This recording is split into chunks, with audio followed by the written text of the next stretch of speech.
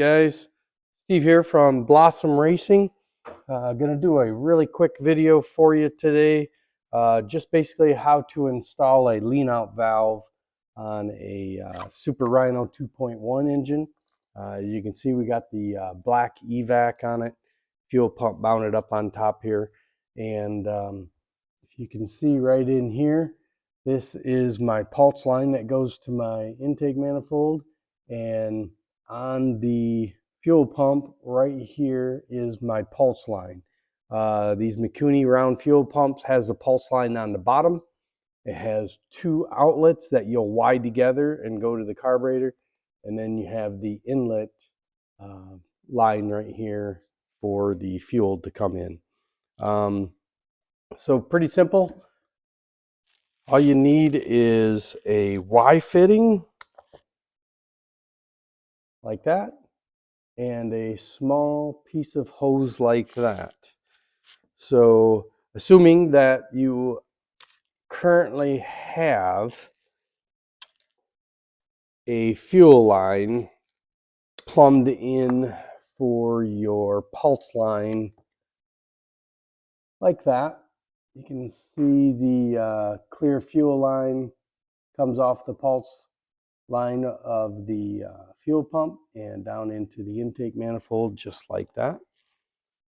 Pretty simple. If you want to install a lean out valve, come in here and about in the middle of your pulse line, just cut it right in half, just like that. Take your Y fitting, shove one of the probes into there, and shove the other one into the other side. So right now you can see the pulse line comes from the intake manifold into the Y fitting and out of the Y fitting back to the fuel pump. So the last one that you have right here is the one that you are going to install this little plastic fuel shutoff. Doesn't matter which way you put it. I know these have a directional way for the fuel, but it does not matter. I've tried them both ways, and they actually work both ways. So just take and put a really short piece of fuel line onto your shutoff switch and push it onto the Y fitting just like that, and turn your thing on your shutoff. Right now, this is turned off. So the theory in this, it just has a really poor signal to the fuel pump, so it doesn't pump as much fuel, which causes you to lean out.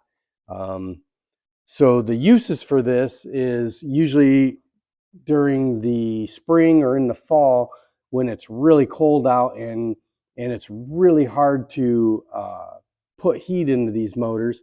Basically what you do is when you fire the motor up, you just crank your shutoff switch open and let it run. Be aware your RPMs are probably going to come up maybe 100 RPMs or so, because it will lean out a little bit.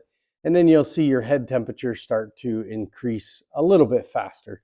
And then basically, when you get to the temperature that that you normally race at on the head temp, you just simply shut it off and send it into the staging lanes, and away you go.